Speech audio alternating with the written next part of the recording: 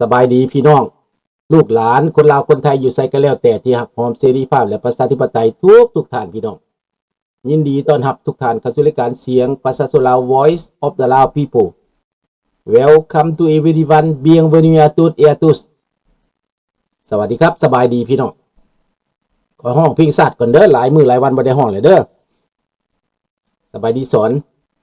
ศาสตร์ลาวตั้งแต่เดิมมาขึ้นชื่อลือซาอยู่ในอาซีศาสตร์ลาวผูกพันไมตรี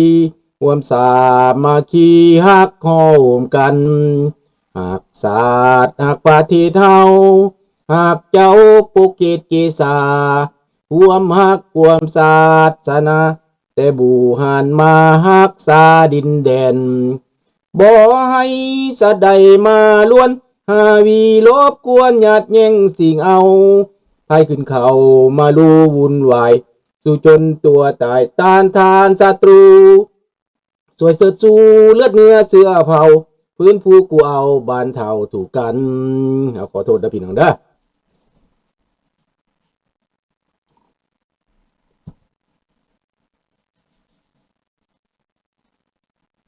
สบายดีนิชตาเนาะสบายดีทอนสบายดีเบิร์ดทุกคนสบายดีสอนสบายดีต้าเนาะสบายดีน้อยสบายดีทุกท่านเด้อพี่น้องเด้อประเด็นที่เฮามื้อนี้ก็แม่นว่าประเด็นลาวแผ่นดินล่มจนคนล่มคนตายถามว่าเป็นหยังแผ่นดินลาวจังล่มแผ่นดินลาวล่มย้อนว่าในแผ่นดินเวียงจันทน์นั้นอยู่ใต้ดินน่ะนะ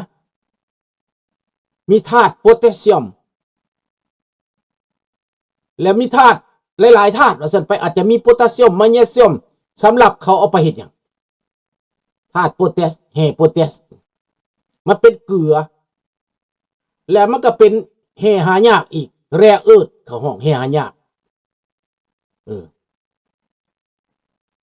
โพแทสนี่มันจะเฮ็ดได้หลายอย่างเนาะ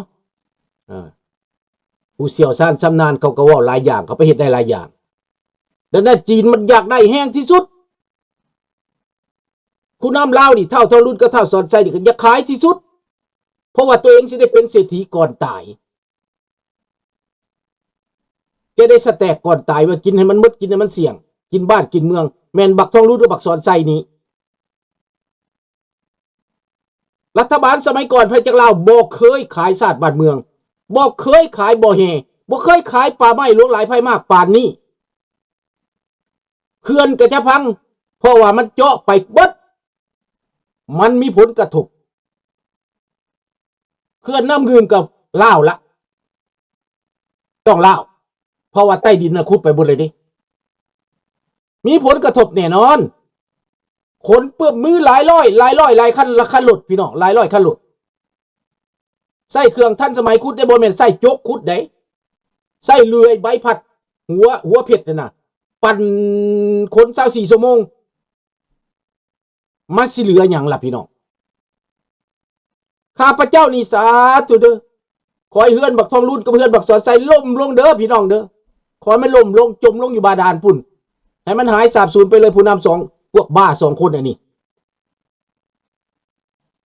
แต่ถ้ามาลากคอไปคือบักมันดูรูนี่แม่เนาะจะไปเป็นตาหน่ายจะมันเป็นตาสังคนตายไม่เห็นนาเจเลอยู่เห็นบ่มีผลกระทบเห็นนาเจเลอยู่สภาผู้แทนราษฎรเขาก็เว้าเขาก็ห้องมาตั้งแต่ใดและตั้งแต่โดนแล้วตั้งแต่ปี2000พุ่นน่ะมั้งตั้งปี2019พุ่นน่ะเขาห้องมาเขาเว้ามาน่ะ2018เขานำเสนอว่าแห่นี่ต้องทบทวนขึ้นใหม่ให้หยุดบ่ยอม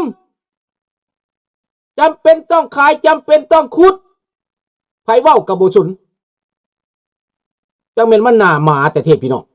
ข้าพเจ้าว่าแม่นพระเจ้าหน้าหมาแต่แท้2คนอันนี้บักสอนไส้กับบักทองรุ่นนี่น่ะมันโพดอีหลีใดโพดอีหลีอีเหลือขุดจนว่าเมืองเวียงจันทน์ล่มลงคนตายมันก็ยังบ่สนรัฐบาลพระจักรลาวเมื่อก่อนน่ะเขาสร้างซีบเรื่องการคนท่วงคนเว้าขนาดนักศึกษามาคนล่มเขานะเขาก็ยังยอม ที่จริงแล้วนักศึกษาเอามามันสิมีหยังเอาตำรวจไปปราบไปจับเข้าคุกแล้วก็แล้วหัวหน้ามันแต่เขาก็บ่ได้เฮ็ดเห็นบ่ล่ะ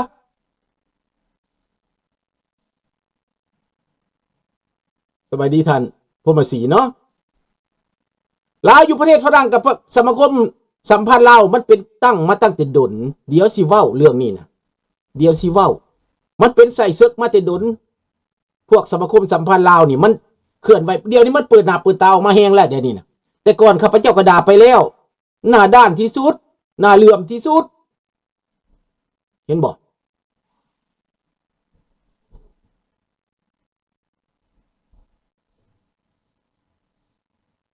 ดังนั้นแหละพี่น้องในเมื่อบ้านเมืองมันจิบหายไววอดแบบนี้แหละป่านนั้นยังบ่ฮู้เมือคนลาวป่านนี้ยังบ่เข้าใจข้าพเจ้าละเงือดว่าเขากินหยังมาเขากินหยังผ่านหัวใจเขา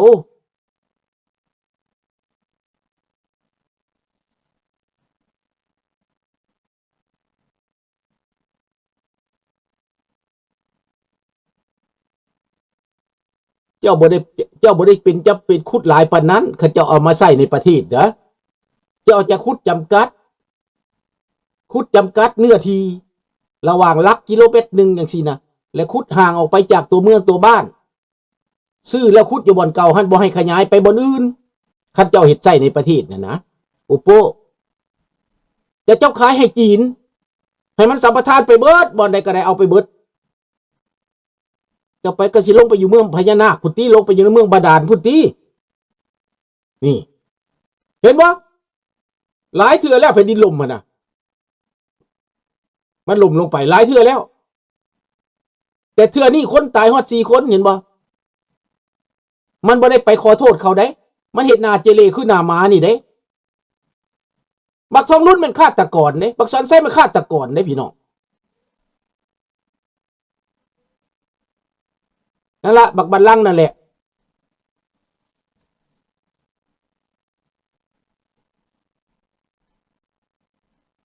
มีผู้ใดส่งรูปมันมาให้แน่บักบัลลังก์น่ะมันแล่นไปมันสิตายเป็นหยัง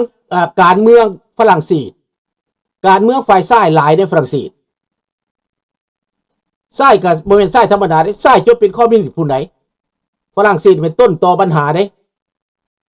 คอมมิวนิสต์เข้าสู่อินดีจีนก็ไปจากฝรั่งเศสนี่แล้วลาวเฮากลายเป็นคอมมิวนิสต์กูมือนี่ก็มาจากส่วนหนึ่งเป็นจากฝรั่งเศสจากนักศึกษาฝรั่งเศสประเทศเขมรเป็นกับบักปดกับไปเรียนอยู่ฝรั่งเศส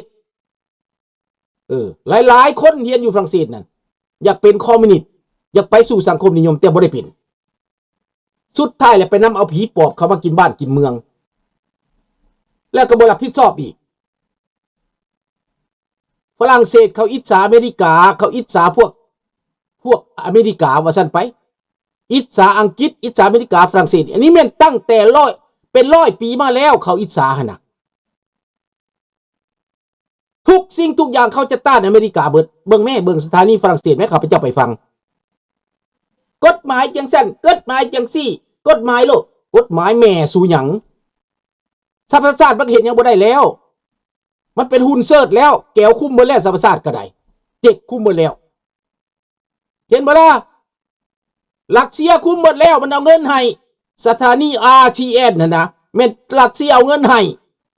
รัสเซียทีวีน่ะนะรัสเซียทีวีชั่นน่ะนะแม่นรัสเซียป้อนเงินเบิดดังนั้นพวกคอมเมนเตอร์ต่างๆได้เงินจากรัสเซียมันก็ต้องเว้าเข้าข้างรัสเซียต่อต้านมักกรงมีแต่มักกรงอันแล้วที่ว่าอันต้านรัสเซียหั่นน่ะมีแต่พวกฝ่ายมักกรงเท่านั้นทำอิฐมักกรงกับปูพรมแดงให้รัสเซียพุ่นแล้วแต่ว่าไปต่อรองมาหลายเถื่อมันบ่เห็นหน้าเพิ่นจังเครียดจังเปลี่ยนใจไปเข้ากับอังกฤษได้มากรุงก็ได้อันนี้มันการเมืองฝรั่งเศสเองที่ดึงให้ลาวอยู่แบบนี้น่ะเป็นอย่างพอเพิ่นอยากควบคุมคือเก่าคนลาวที่ไปเมืองฝรั่งไปฟังฝรั่งเสื้อฝรั่งก็เป็นแบบนี้แหละเสื้อฝรั่งเห็นแล้วบ่ ข้าพเจ้านี่ตั้งหูจักฝรั่งมาตั้งแต่ดุนบ่ตั้งแต่มันมาอยู่เมืองลาวบุตรข้าพเจ้าเห็นนี่ฝรั่งนี่มักข่มเหงคนมันเมื่ออยู่เมืองลาวก็ได้ข้าพเจ้าเห็นเพราะข้าพเจ้าเป็นลูกน้องฝรั่งมันดีอยู่แต่ดีข่มเหงได้ให้พี่น้องเบิ่งเอา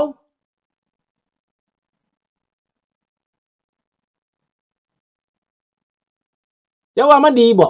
ฝรั่งบ่พอมันดีแม่มันดีลูกมันบ่ดีก็มีข้าพเจ้าไปน่ะเห็นบ่ล่ะ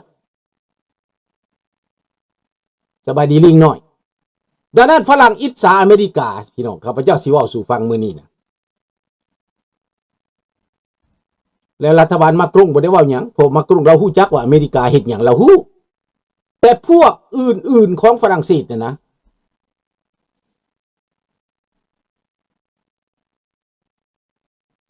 ต่อต้านอเมริกาเกี่ยวกับเวเนซุเอลาพี่น้องข้าพเจ้าจะมาเว้ามื้อนี้นะแต่อธิบายว่าฝรั่งเขาเตะหนีหั่นนะแม่นข้าพเจ้าแล่นส่งเครื่องส่งของให้นะฝรั่งไล่หนีเขาไล่ฝรั่งหนี1975ปิดฮอดทูตฝรั่งเศสเดี๋ยวนี้กลับขึ้นไปเลียคือเก่าเขาไปเลียคอมมิวนิสต์คือเก่าเห็นบ่ปล่อยให้คอมมิวนิสต์มาเคลื่อนไหวในเมืองประเทศฝรั่งเศสให้ทูตออกเคลื่อนไหวนำคนลาวโฆษณาส่วนเสือตัวหลอกคนลาวให้สมาคมลาวนี่เคลื่อนไหวเจ้าบ่จักบ่การทูตดิปโลมาซีจะต้องเข้าใจว่าบ่สามารถโฆษณาส่วนเสือได้การทูตได้ดิปโลมาซีโฆษณาส่วนเสือบ่ได้เด้ออกไปเคลื่อนไหวสำหรับคนที่เป็นวิกติมเจ้าแล้วหนีมาอยู่บ้านข่อยแล้วว่าหนีภัยคอมมิวนิสต์แล้วเจ้าจะมาพัวพันเจ้าจะมาอันนั้นบ่ได้เขาว่าเป็นสปายได้พี่น้องเป็นเอสเปียนาจได้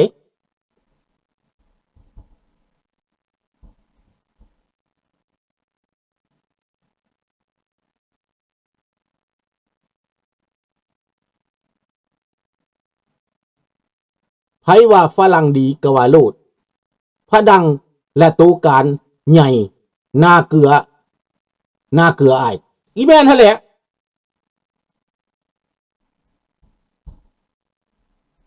เรื่องของมันเป็นอันนี้บาดนี้มาเว้าเรื่องเวเนซุเอลาที่เจ้าอยากเห็นท่าแท้ว่าฝรั่งเป็นจังได๋หั่นน่ะ